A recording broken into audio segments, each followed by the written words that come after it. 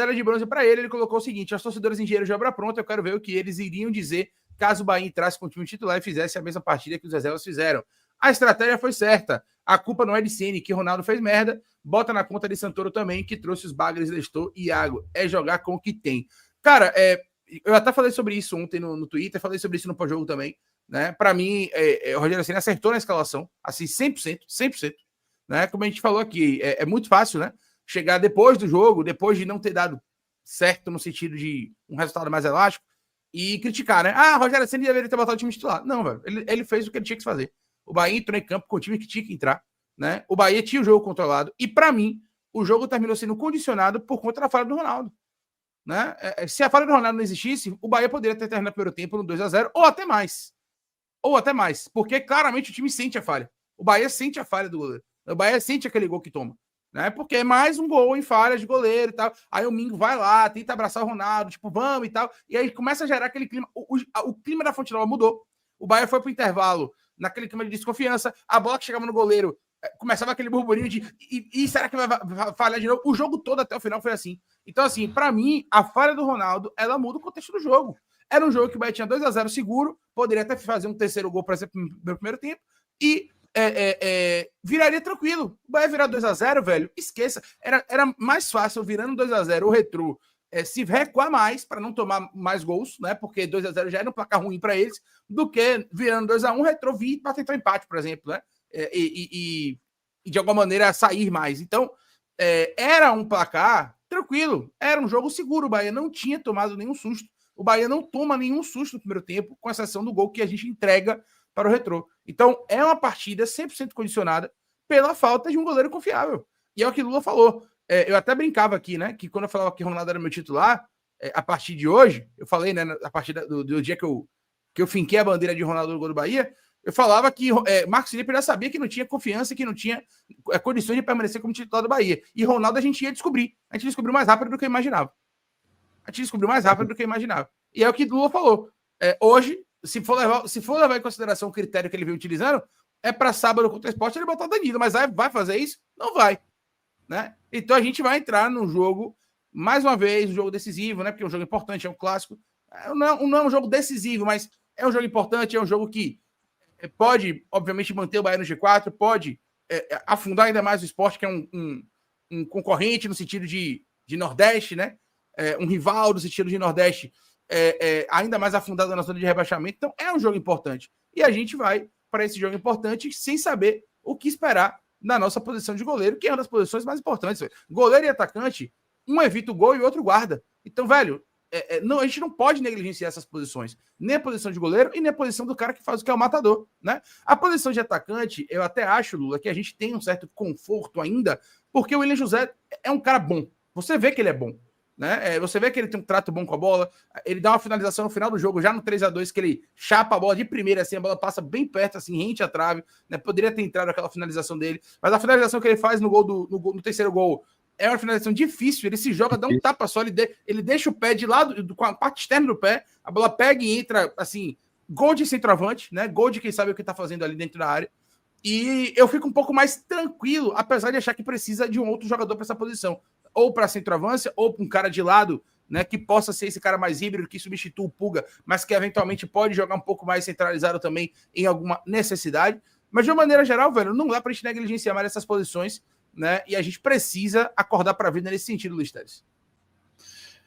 Pois é, velho. Pois é.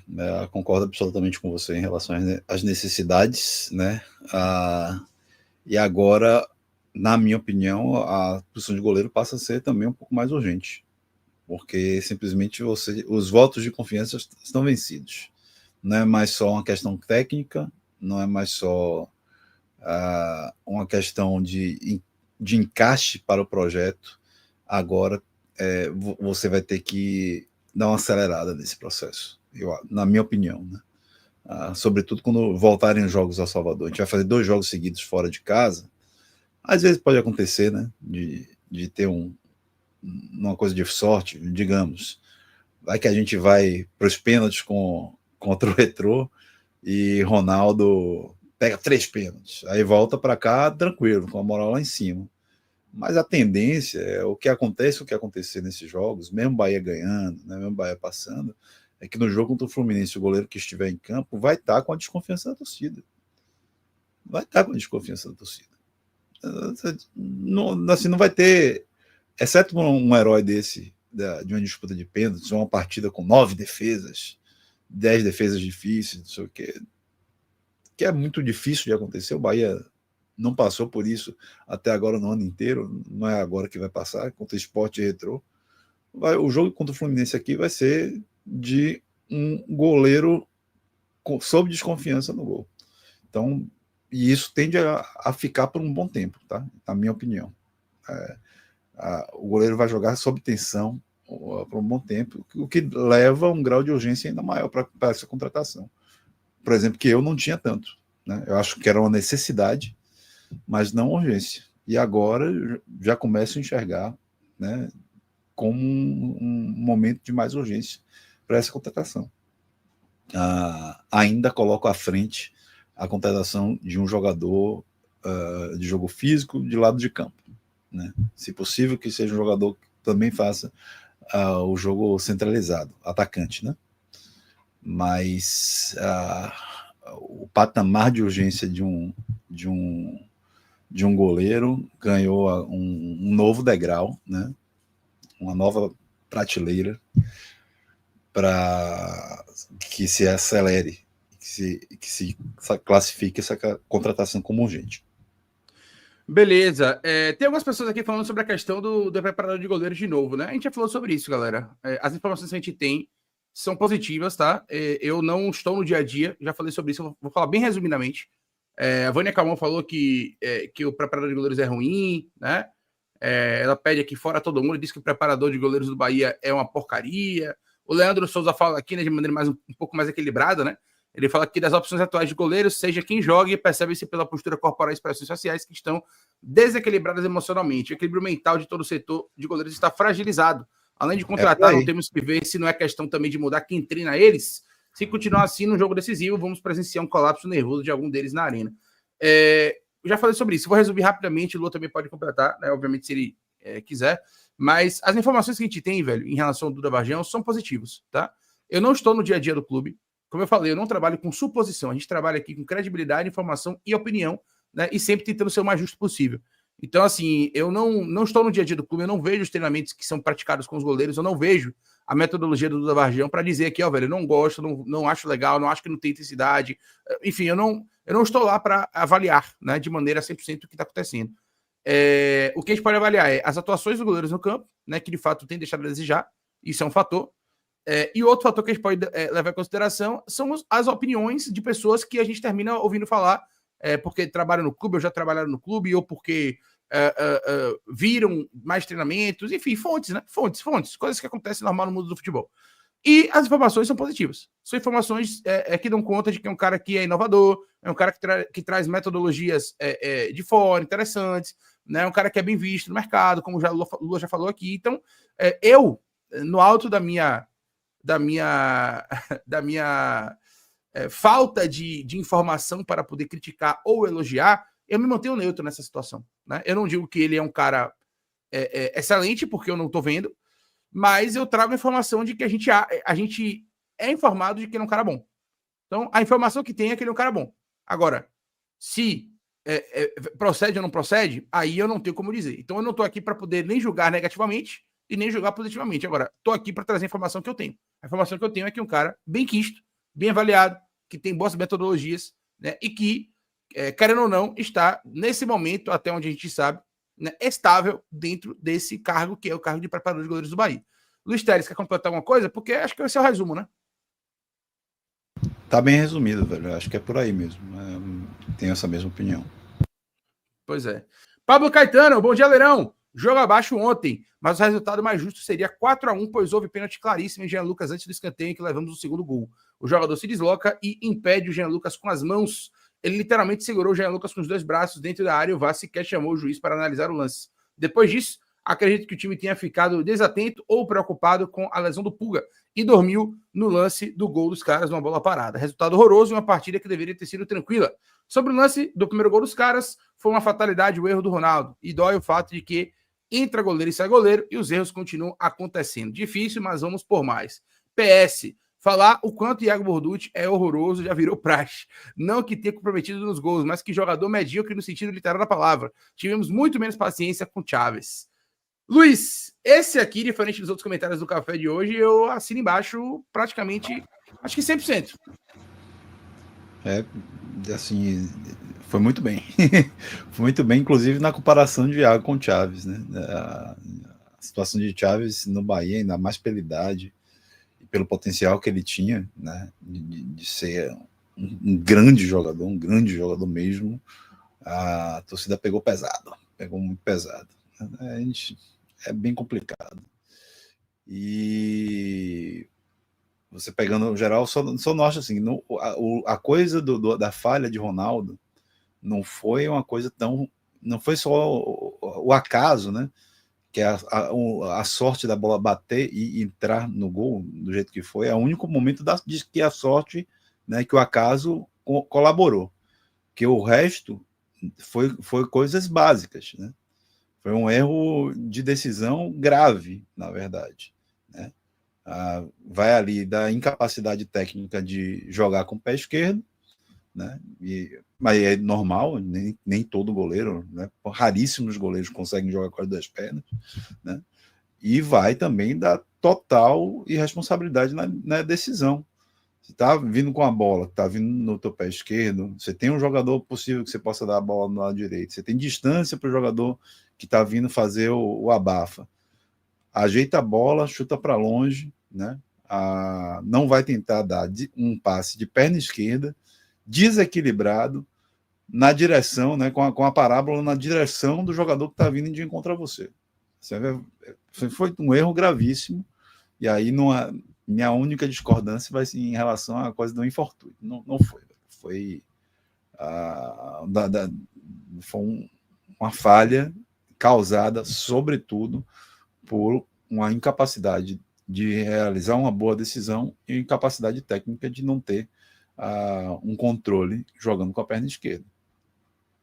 Pigo parou. Um abraço aí pro Vitor Meiron, tamo junto, meu amigo. Desde o jogo contra o Juventude, eu observei que o Ronaldo, que é destro, joga diversas vezes com a perna esquerda, mas sem necessidade. Não entendo. Faz o simples, que é mais fácil. Tá aí a bronca do Vitor Meiron. Eu já percebi isso também.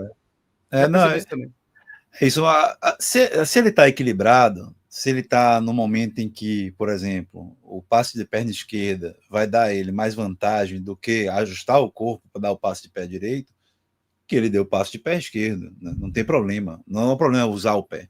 O problema é usar o momento de usar o pé. Né?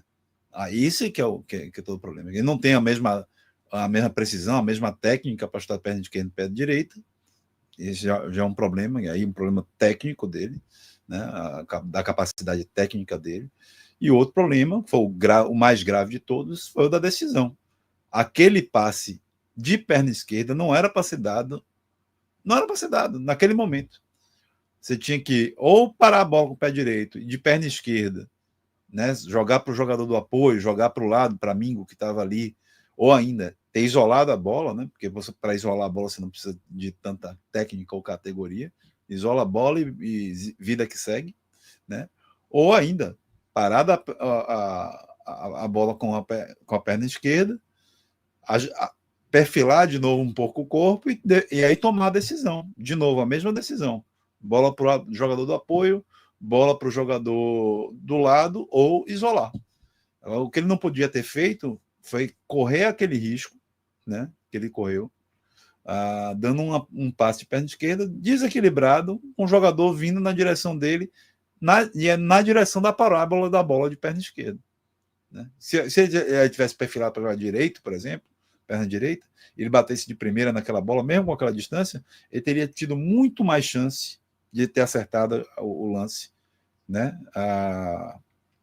do que o que ele fez. Quando ele fez ali, ele tinha um razoável risco a correr, e aí teve a parte da sorte do lance, que foi a bola bater na cabeça do jogador, totalmente sem querer, né? Tanto que o jogador depois sai de campo, é substituído. Né? Por e a concussão, bola inclusive. Por concussão. Exato, Jogadores... concussão. O que propiciou dentro da partida a utilização de 6 substituições. Né? Então, os dois times puderam fazer 6 substituições. Outro superchat. Luiz Henrique, vi gente na torcida pedindo o goleiro Gabriel Souza da base para jogar no lugar de Ronaldo e Marcos Felipe. Eu vi também, inclusive eu comentei isso no Twitter ontem, né? Teve uma torcedora que me perguntou, né? Se não estava na hora de testar Gabriel. Eu falei, rapaz, não está na hora de testar mais ninguém, está na hora de abrir o bolso e contratar alguém que resolva, né? Acho o Gabriel um goleiro bom, tá? Acho o Gabriel um goleiro em potencial, assim, absurdo. Mas, nesse momento, velho, é o que eu digo. Eu acho que testar Gabriel é só colocar o menino numa fogueira absurda. O torcedor ele já tá sem paciência. O torcedor tá tão sem paciência, né, que eu vou até me contradizer em relação a uma coisa que eu falei no Twitter, mas vou falar aqui ao vivo também, que é o seguinte: se o Bahia pode contratar Manuel Neuer hoje. Se ele, no primeiro jogo que o Manuel foi agarrar, ele vai entrar pressionado. Porque a torcida tá tão sem paciência que qualquer um que vai jogar vai ter que demonstrar dentro de campo que merece a confiança do torcedor de novo. Entende? Então, assim, eu acho que colocar Gabriel nessa situação é você jogar um garoto aos leões. Eu acho. Né? Eu acho. Então, não acho que está na hora de testar Gabriel. Acho que o Bahia deveria renovar com ele, porque eu gosto do Gabriel, acho um ótimo goleiro e acho que é um goleiro que tem muito futuro. Então, gostaria que o Bahia renovasse com ele, gostaria que ele ficasse aqui mais tempo para se desenvolver mais. Agora, tirando essa parte, eu não acho que ele é a solução para o gol do Bahia agora. Nesse momento, não é. O que é que eu acho que o Bahia deveria fazer com o Gabriel? Renovar com ele e prometer ao Gabriel: o Baiano do ano que vem é todo seu. Você vai jogar o Baiano inteiro.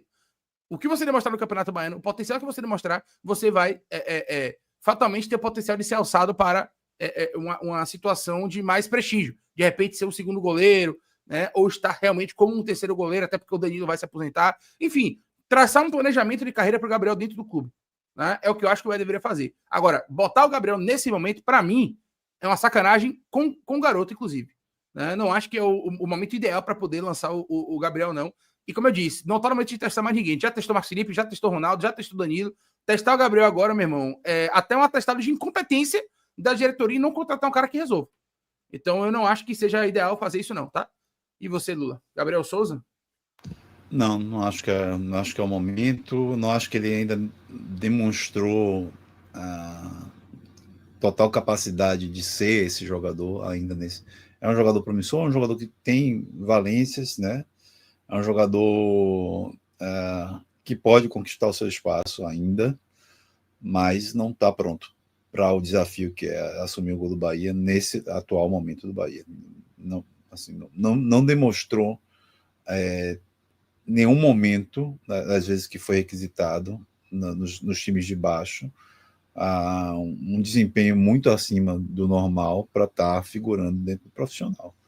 Então, não acho assim. Né? Ele tem suas valências, né? Gosto dele.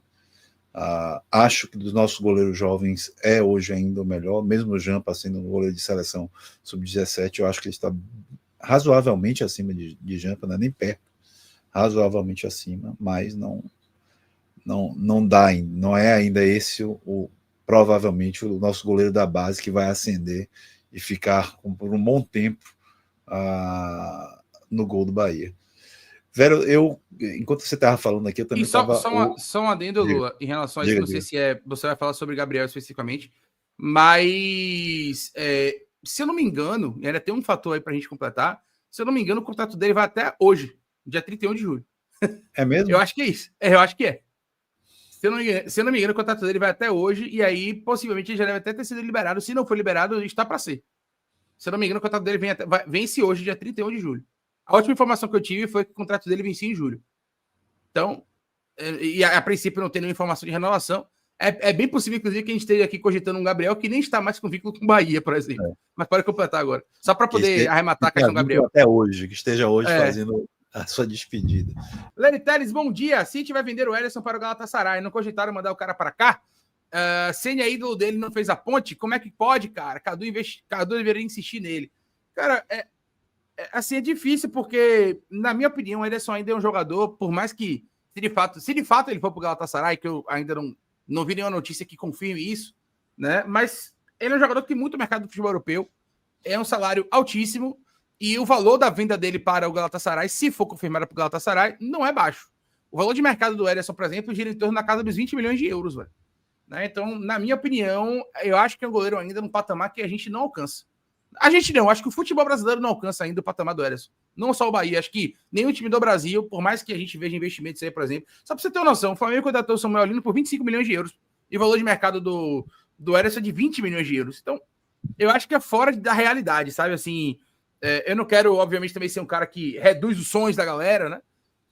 Mas eu acho que o Ederson ainda, na minha humilde opinião, Lula, é um sonho impossível. É um sonho impossível.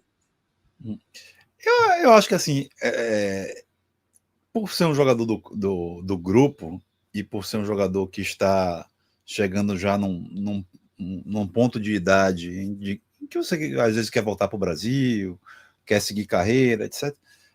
É uma costura possível, mas não para o atual momento do Bahia. O Bahia, de novo, o Bahia não tem grana para poder pagar o salário dele, velho. Não tem. Não temos bala na agulha hoje para pagar o salário dele. Né? E eu não acredito que o City também, com um jogador que tem valor de mercado, vá abrir mão de receber uma multa rescisória dentro desse valor de mercado. Né? Então, há uma costura, por exemplo, Ederson, dá para o Ederson vir para o Bahia? Eu diria, no atual momento, não. Mas eu não sei até quando vai o contrato dele, você sabe, Leira?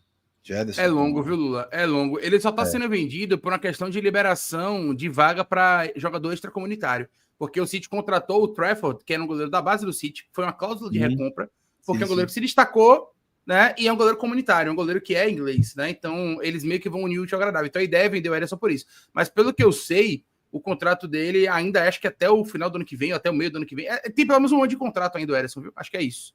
Que a possibilidade é justamente essa, assim, se você não ter como lucrar com o jogador, como fazer dinheiro com o jogador, aí você, numa possibilidade dessa, o Bahia teria uma chance. Mas gastar esse valor... 20 não, milhões esse valor aqui de... não existe, viu, Garga? Esse valor aqui não existe, tá? Não existe. Não existe, não, jamais vai ser vendido por um valor desse. Jamais vai ser vendido por um valor desse. Fake news. Jamais. Não existe isso aí. Aqui, ó, só para a gente trazer, Lula, Transfer Market, né, que é o perfil que a gente sempre olha para ter uma noção dos valores e tal. O valor de mercado do Ederson, atualizado agora em maio de 2025, é de 20 milhões de euros. Aí, Garga, você quer acreditar que o City vai vender o cara por 3 milhões de euros? É feira? É final de feira? Não, pô, o cara é goleiro de seleção, né? Contrato, Lula, até 30 de 6 de 2026. Então, ele tem um ano de contrato.